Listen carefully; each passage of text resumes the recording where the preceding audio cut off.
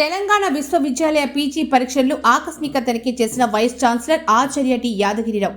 తెలంగాణ విశ్వవిద్యాలయ పరిధిలోని పీజీ 1వ 3వ సెమిస్టర్ రెగ్యులర్ థియరీ మరియు ప్రాక్టికల్ పరీక్షలు MA, MSW, MCom, MBA, MCA 5 సంవత్సరాల integrated course, APE, PCH, IMBA మొదటి సెమిస్టర్ ఎల్ఎల్బీ మరియు 5 సంవత్సరాల ఇంటిగ్రేటెడ్ కోర్స్ ఐఎంబీఏ 7వ మరియు 9వ సెమిస్టర్ పరీక్షలను తెలంగాణ విశ్వవిద్యాలయంలో ఆర్ట్స్ అండ్ సైన్స్ కళాశాలలో జరుగుతున్న పీజీ పరీక్షలను తెలంగాణ వర్సిటీ వైస్ ఛాన్సలర్ ఆచార్య టి యాదగిరిరావు ఆకస్మిక తనిఖీ చేసి పరీక్షల నిర్వహణ ఏర్పాట్ల పట్ల సంతృప్తి వ్యక్తం చేశారు. ఈ తనిఖీలో వైస్ ఛాన్సలర్ గారితో additional controller B Sailu, arts and science కళాశాల vice principal doctor Satyanarayana Reddy పాల్గొన్నారు. ఈ రోజు జరిగిన పరీక్షలకు 151 మంది విద్యార్థులకు 148 మంది విద్యార్థులు హాజరయ్యారు. 3 విద్యార్థులు గైర్హాజరయ్యారని ఆడిట్ సెల్ డైరెక్టర్ ఆచార్య ఘంటా చంద్రశేఖర్ గారు తెలిపారు. మనకు అన్నింటికి మించి ఇప్పుడు సర్వస్వం ఏమైతుందంటే స్మార్ట్ ఫోన్ ఉన్నది, దానికి అంకితం అయిపోతున్నారు.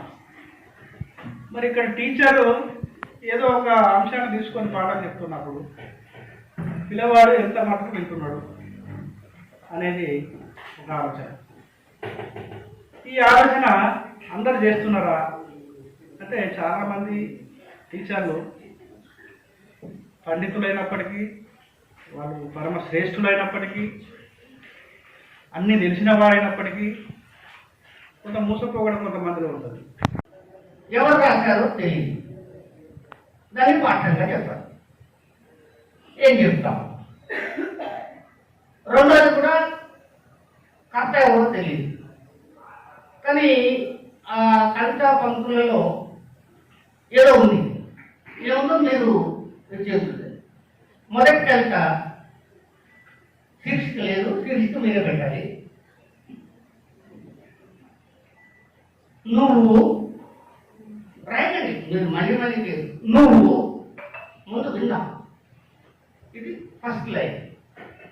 నువ్వు అంటే వచ్చినటువంటి నిలువుగా రాసేదనే ఒక అభిప్రాయం సమాధానం రాయటం కోసమో కాదు, పద్యాన్ని మనం బహుళ ప్రయోజనకారిగా చెప్పాలి.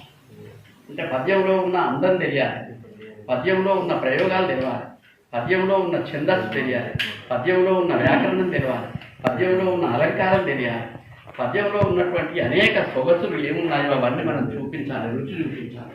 అప్పుడే పద్యము వాళ్లకు ఆనందంగా ఉంటుంది, ఆ పద్యం అట్లా నిలబడుతుంది. అందుకని పద్యము బోధించటం అంటే పద్యం మనం ఆనందించడం అనేది ప్రధానం. నేను మొదటి అంశం నుంచే వస్తున్నాను. ఎప్పుడు మాకు ఎక్కడ తీరుతుంది సార్ ఇవన్నీ చదవడానికి అనేవాళ్ళు కూడా ఉంటారు. అసలు జీవితంలో ఎప్పుడు కూడా తీరిక ఉండదు.